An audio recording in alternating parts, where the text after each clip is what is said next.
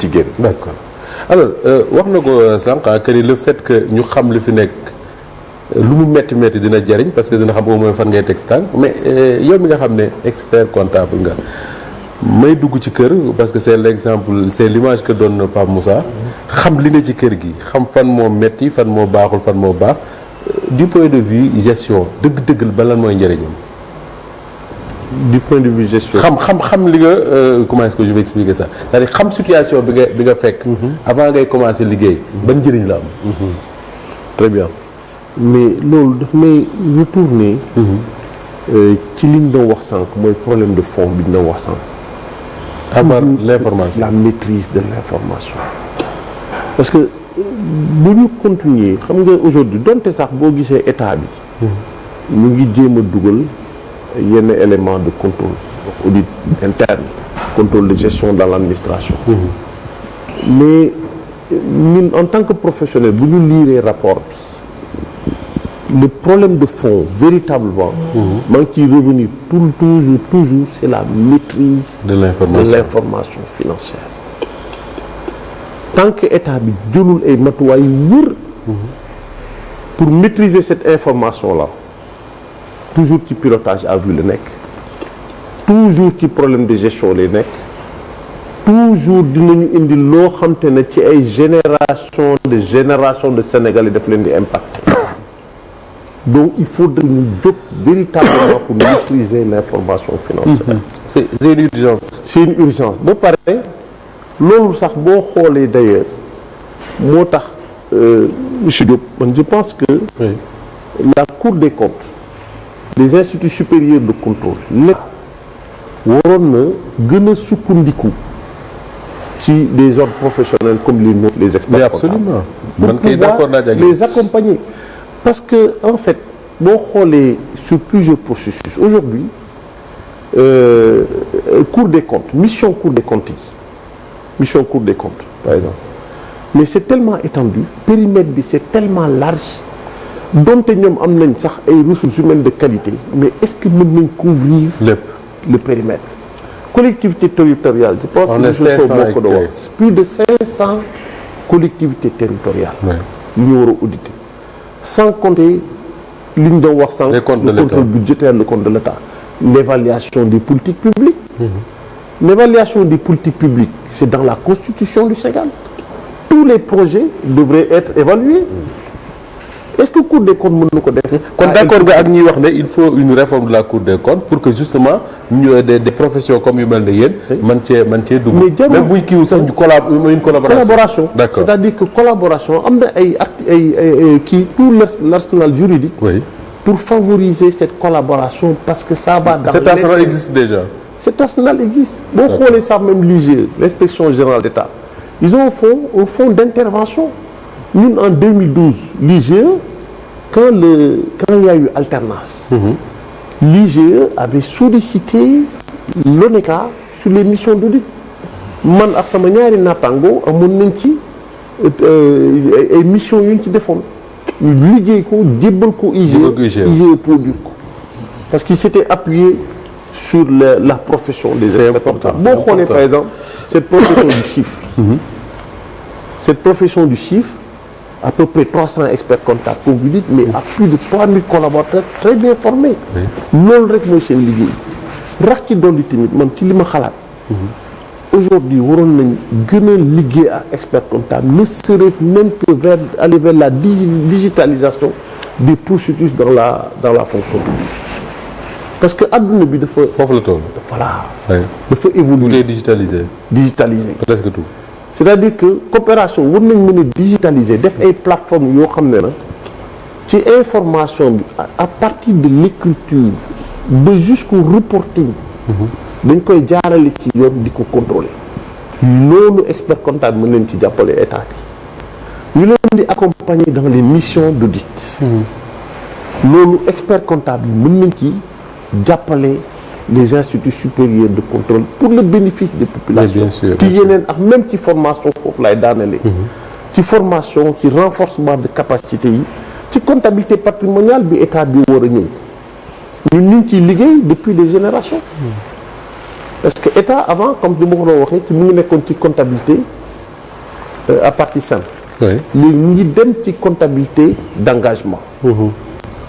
te ñun ci loolu la ñu mës a liggéey ci comptabilité donc dañu fekk ci comptabilité d'engagement. très bien voilà. très bien alors loolu moo ñuy andi ñu waxtaanee patrimoine état bu Sénégal. parce que ñi mënul lire rapport bi dañoo jékki-jékki rek dégg ñu ne état bi dafa jël ay bâtiment am jaay ko ñu ne kun ko jaay ñu ne état ba la ko jaay. alors est-ce que mën nga ñu expliquer am na sax ñu ne y a une dose de manipulation quand même dans cette affaire parce que état mënul jël ses propres bâtiments di ko jaay boppam mais yow mi jàng nga rapport ba pare am nga chance wax nga sànq ne liggéey nga pendant 10 ans au moins ci banque est-ce que mën nga ñu expliquer c'est quoi ce système là. ay patrimoine bu état wu Sénégal patrimoine bâti retrouvé wu ñu naan dañ koo jaay ak jaayuñu ko dañ koo tayle.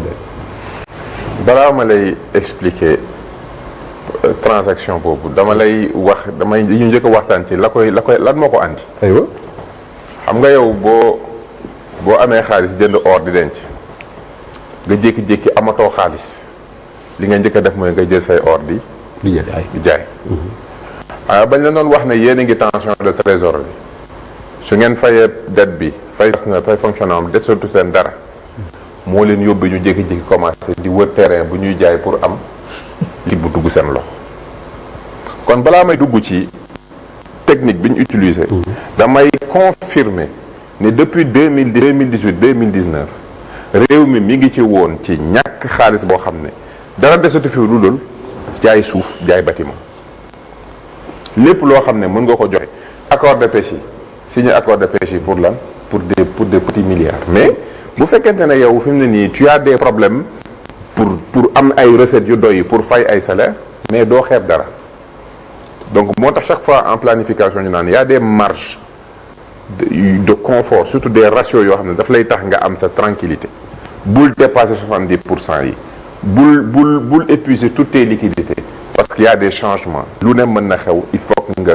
même le banquier bu lay lebal xaalis bu defee ratio yi ba gis na yow tu as de quoi rembourser day def ce qu'on appelle des tests de tension danaan bu tension amoon tey est-ce que am naa marge pour dire que ne nit booy gérer am na situation ne doo ci duggal sa réew léegi nag lan la def loolu c'est normal état mën na créer une entité jël patrimoine am dugal ko fa kooku c'est normal entité boobu mën na utiliser patrimoine boobu pour dem lever des fonds mais su lever fonds yooyu na ko investir ci loo xam ne day juraat yeneen investissement ndax alalu état la état bu fi yoree ay terrain yu bëri ay bâtiment yu bëri ay entretien la koy coûter ça va coûter cher chaque mois nga génne xaalis pour entretenir ay bâtiment yoo xam ne kenn dëkku ci loolu ça peut coûter cher ci train de vie de état mën na créer une entité spécialisée dans le développement immobilier dans la valorisation immobilière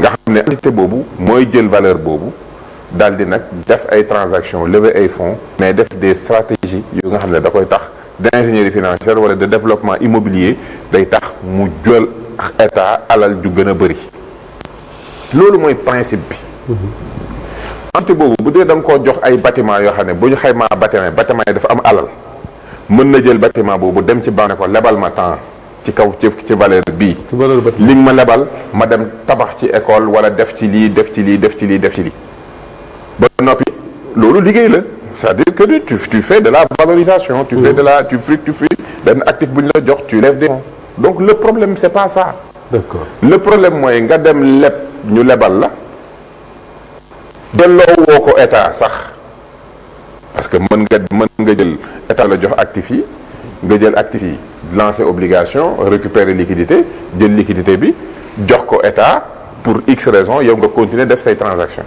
loolu sax lu ñu mën a dégg la mais au moins déposer nga ko état ba noppi continuer di liggéey mais fii li ñu wax mooy da ngaa la noppi état moo la jox nga leb sur la base de l'actif liquidité bi dugg am 114 milliards yoo xamante ne nii France daal di xëy den kenn xam bu mu féete donc c'est pas un problème d'ingénierie financière ici c'est un problème de njublang de loo nga xam ne mënoo ko expliquer c'est le même principe dépôt à terme qu'on a cassé qu'on n'a pas reversé au trésor des scoops qu'on lance des obligations qu'on lance les revenus arrivent et tous les revenus ne sont pas dans les livres c'est aussi simple donc mbir mi du question technicité question wu def loo xam ne yow leer na ne lii may def nii waruma ko def un dépôt à terme xaalisu état Sénégal yu jox la ko nga déposer ko benn banque pour benn durée premièrement da nga war a bàyyi durée bi dem parce que boo ko cassé tu perds mais tu le casses xaalis bi ñu ne la léegi sa xaalis a ngi nii déposer waatoo ko trésor pour la loolu c'est pas une question de finance c'est question de jub ak ñàkk jub la question de jël loo moomul la question de bañ a rendre compte ci lu nga xam ne alalu sénégalais yi la parce que terrain yi ñu la jox bâtiment yi ñu la jox nga jël ko dem sur cette base nga def ta structuration financière ba def ci levée de fonds mais xaalis boobu moom moo ko xaalis boobu li tax nga jot ko mooy dañ la jox alalu sénégalais yi. D'accord. donc na nga koy delloo état wala nga def ci liggéey loo xam ne ëllëg bu ñu defee sa comptabilité gis ne kii kat jox nañ ko ay actifs sur la base des actifs il a fait des levées sur la base des levées il a fait des projets et des programmes te loolu yokk na patrimoine am yokk na actif am yokk na liggéeyam liggéeyal na sénégalais yi ñu ne kon jàmm la. mën nañ ko dégg. mën nañ ko dégg waaye yow ñu jox la actif nga levé bi am nañ gàbbu 114 milliards loolu foo koy rattrapé tu viens de nous faire une perte. tout simplement 114 milliards. 114 milliards 114 milliards.